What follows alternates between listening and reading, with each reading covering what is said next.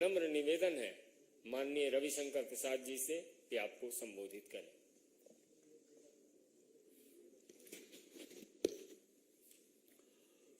मित्रों, आज दो पूर्व के प्रदेशों की चर्चा करेंगे। सबसे पहले बंगाल की करेंगे और थोड़ा बहुत अपने प्रदेश बिहार की भी करेंगे।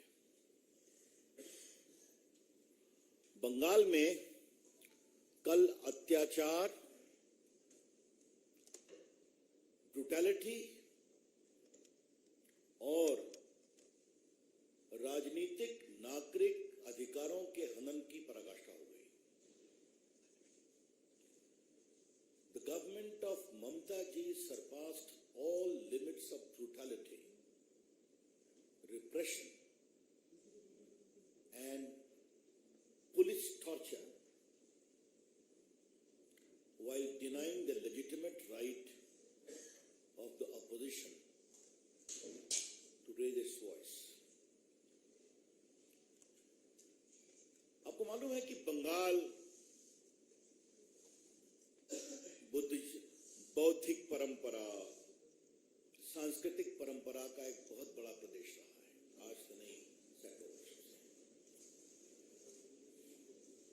लेकिन ममता जी की अगुवाई में ये कानून विहीन दिवालिया प्रदेश बन गया है। It has become a lawless and bankrupt state. And I say so with full sense of responsibility. और ममता जी के बारे में ये बात इसलिए और बहुत गंभीर है कि बंगाल के सरहद के बाहर वो लोकतंत्र को बचाने की बात करती है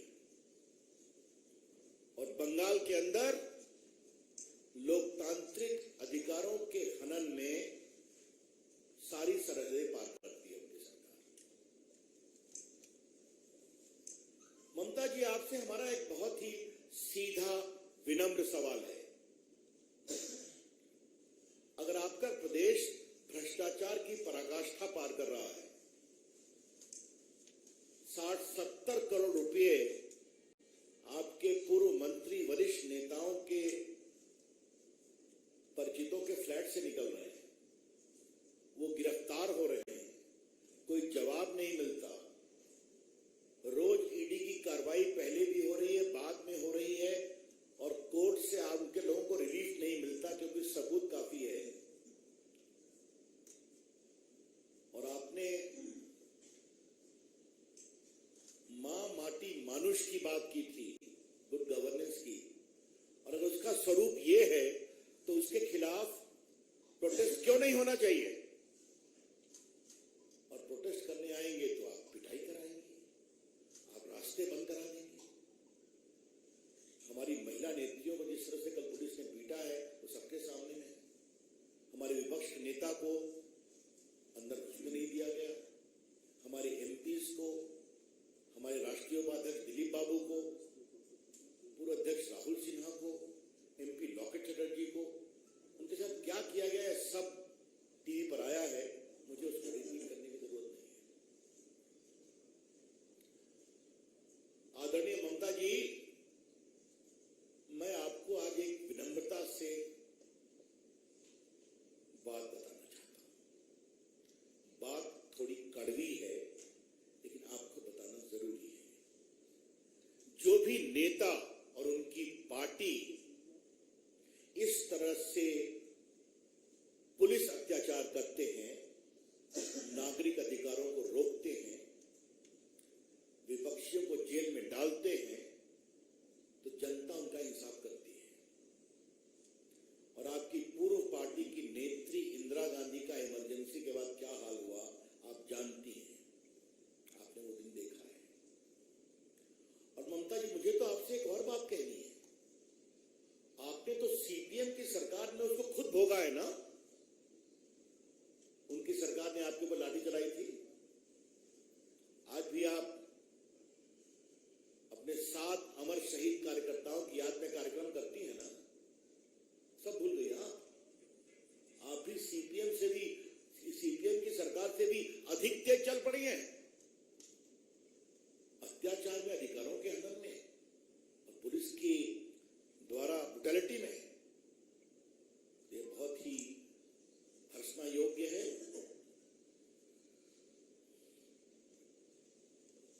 ममता जी, ये आपका नेचुरल स्वभाव मुझे दिखाई नहीं पड़ रहा है। आप 3 बार की मुख्यमंत्री हैं। हम भी मानते हैं कि आप जमीन से उठी नेता हैं। आजकल आपको क्या हो गया है?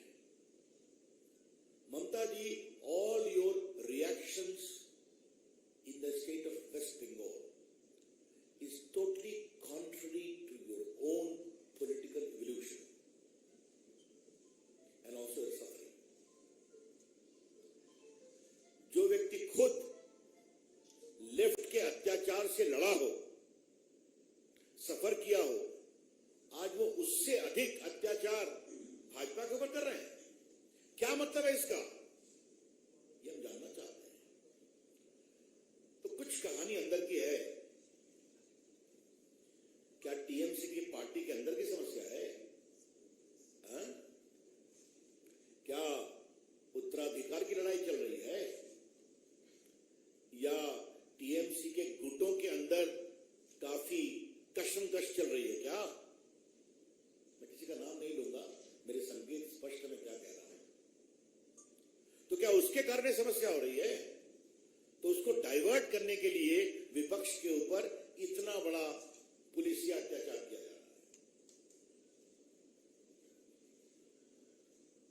मैं बहुत विनम्रता से कहना चाहता हूं ममता जी को कि आपकी पार्टी और आपकी सरकार जितना भाजपा के नेताओं, भाजपा के काडर पर अत्याचार करेगी, भाजपा उतनी ही आगे बढ़ेगी।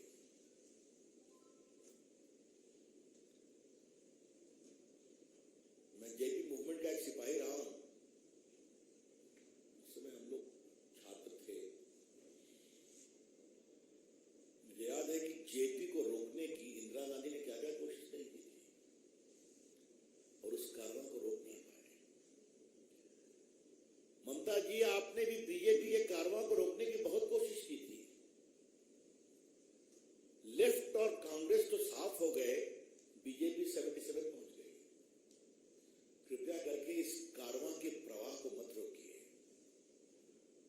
जितना रोकेंगी भाजपा उतना ही बढ़ेगी। ये बात हम कहना चाहते हैं और हमें आज बहुत गर्व है हमारे नेताओं पर। भाजपा के राष्ट्रीय मंच से हम शुभेंदु अधिकारी जी, विपक्ष के नेता दिलीप बाबू, हमारे राष्ट्रीय उपाध्यक्ष राहुल सिन्हा, हमारे पूर्व अध्यक्ष लॉकेट चटर्जी जी, हमारे सारे एमपी, हमारे सारे विधायक और हमारे एक एक कार्यकर्ता का सम्मान करना चाहते हैं और उनकी हिम्मत का अभिनंदन करना चाहते हैं। जिस तरह से उन्होंने कल संघर्ष किया, ट्रेन रोक दी गई, हावड़ा ब्रिज को भी शायद घेर लिया गया। पता नहीं, मुझे याद नहीं है कि मेरी स्मृति में हावड़ा ब्रिज पर ट्रैफिक को बंद किया गया हो। ये तो मैंने नहीं देखा है, बैरिकेड्स।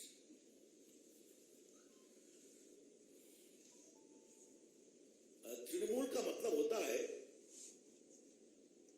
जो मूल से जुड़ा हुआ पेड़ होता है, रूटेड। ममता जी, तृणमूल का नाम बदल दीजिए, अब रूट से काफी कटिंग हो गई है। हाँ? जो व्यक्ति रूट से जुड़ा होता है वो इस तरह से अत्याचार नहीं करता। मित्रों, हमारे लगभग 1000 कार्यकर्ता घायल हैं। 400 कार्यकर्ता हमारे हॉस्पिटलाइज हुए, जहां इनिशियल ट्रीटमेंट के बाद उनको छोड़ा गया। हमारे 30 कार्यकर्ता अभी भी हॉस्पिटल में हैं, इनको गंभीर चोट लगी है। और बाकी हावड़ा स्टेशन पर सुकांता मजुमदार, संतरागाछी में शुभेंदु अधिकारी, स्कॉट से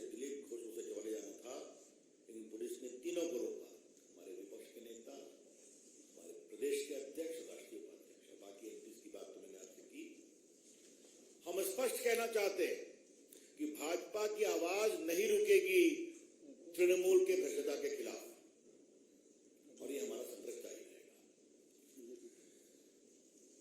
तो उसके बाद मैं पूरब के बाद एक दूसरे पूरब के इसे डालता हूं जो मेरा प्रदेश भी है, बिहार। नीतीश बाबू, नए दोस्तों की संगत में आने के बाद क्या हो गया आपको?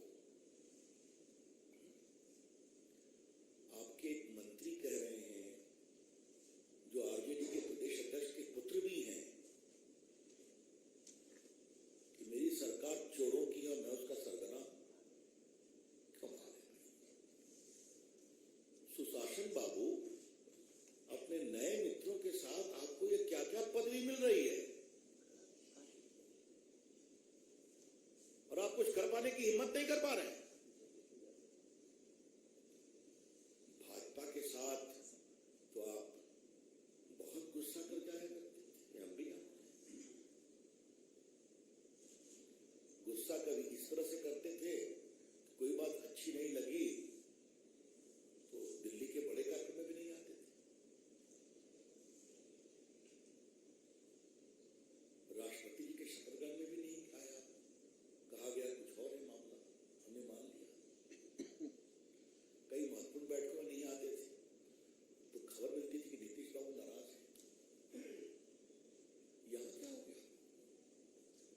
आपको बोला जा रहा है ये आपके ऊपर हमला है ना। और बेगूसराय में क्या हो रहा है? दिन में गोली चलती है, एक व्यक्ति मरते हैं, घायल होते हैं, पटना में डीएसपी थाने में पिट जाते हैं, आपके पार्टी के एक नेता चले जा रहे हैं। हमने बार बार कहा था आरजेडी की सरकार आएगी तो खौफ का राज आएगा, ओवरपावरिंग फियर, कुशासन आएगा, क्योंकि पूरे आरजेडी की बुनियाद खड़ी है ऐसे तत्वों के प्रश्रय पर। The whole foundation of RJD is based upon these elements of mafia, of corrupt people and criminals. अभी तक एक विकेट तो गिरा है लॉ मिनिस्टर का, बाकी विकेट भी गिरेंगे। हालांकि लॉ मिनिस्टर अभी तक गायब है ना, गिरफ्तार हुए क्या? वाह, क्या बात है। जिनको वारंट है, हाईकोर्ट ने कहा सरेंडर करिए, जिनको कोर्ट ने कहा सरेंडर करिए, अभी तक गायब। नीतीश जी, आज मैं बिहार का सवाल भाजपा के राष्ट्रीय मंच से इसलिए उठा रहा हूं, कृपया करके दिल्ली में सुशासन बाबू का स्वागत करना बंद करिए। हालांकि आप दिल्ली में लोगों से मिल करके गए और वामपंथ और राहुल जी के बीच तकरार शुरू हो गई। हैदराबाद से ये स्वर आ रहा है कि no, we are not second to Congress party. Bengal Kolkata से ये स्वर आ रहा है कि no, how can we be subordinate to Congress party. तो नीतीश बाबू पहले अपना घर संभालिए, कृपया करके बिहार को संभालने की कोशिश करिए। और जो लक्षण लग रहे हैं आपकी सरकार कितने दिन चलेगी यही पता नहीं। हम बहुत भर्त्सना करते हैं और बिहार के लोगों को आश्वस्त करना चाहते हैं कि भाजपा उनके साथ मजबूती से खड़ी है। अभी स्वयं भाजपा के वरिष्ठ लोगों ने पूरे प्रदेश का दौरा किया, 4 जिलों में मैं भी गया था, 3 जिलों में, बांका, नौगछिया, भागलपुर। और जो हवा बह रही है, जनता में गुस्सा है और हम वहां पर प्रामाणिक सुशासन देंगे, इतना हम कहना चाहते हैं। Thank you friends, I am open two questions if any.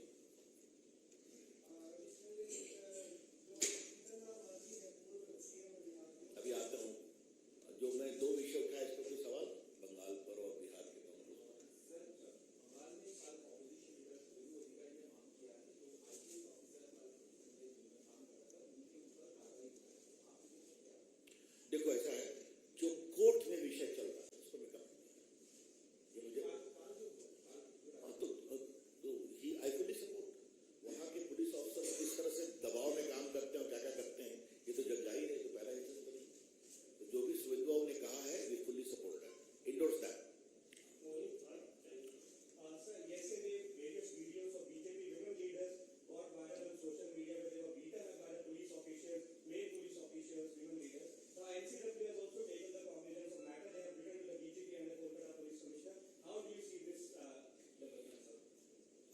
shocking, it is reprehensible, it is condemnable. And this is happening in a state where the Chief Minister is a distinguished woman leader. That is all the more shocking. But I saw a very hilarious conduct of the Bengal police yesterday. Our distinguished leader, former mayor, was beaten so mercilessly by male police officers. And Suvendu Babu was thought to be arrested by women police officers. That is a unique scenario we saw yesterday.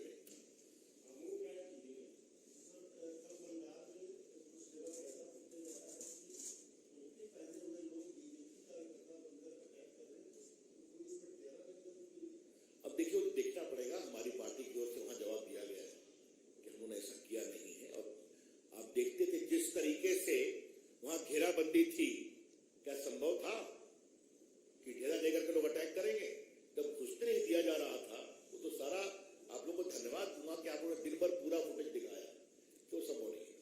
Ravi Tripathi, ji news.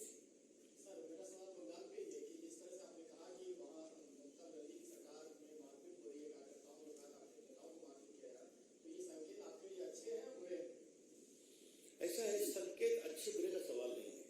हमारी चिंता एक ऐसी महिला नेत्री के शासकीय आचरण पर है जो दिल्ली में आकर के और देश में आके लोकतंत्र बचाने की बात करती है और अपने प्रदेश में लोकतंत्र के हनन के लिए अपनी सरकार की मशीनरी का दुरुपयोग करती है।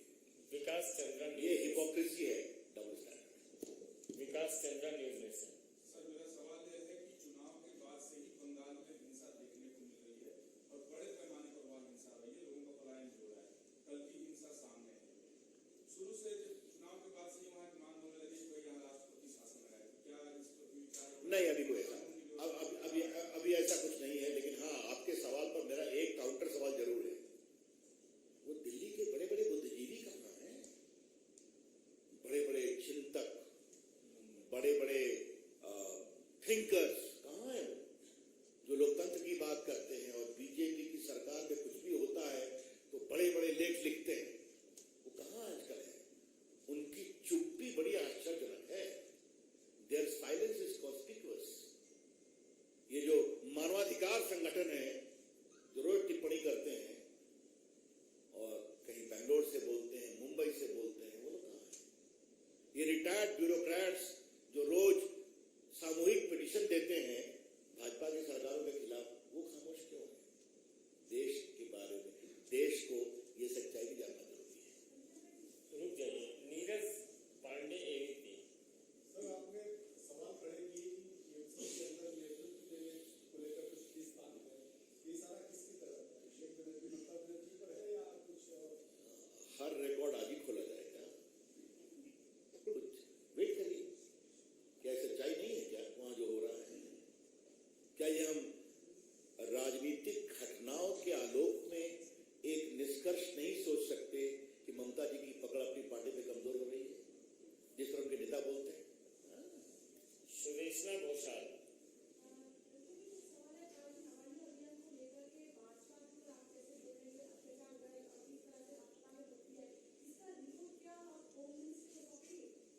इस बारे में हमारी बंगाल की पार्टी यूनिट विस्तार से विचार करेगी। इतना हम कह सकते हैं कि अगर हमारे कार्यकर्ताओं के ऊपर अत्याचार होगा, उनको अपनी बात कहने से रोका जाएगा, तो हर संवैधानिक प्रक्रिया का पालन किया जाएगा। और कोई प्रश्न?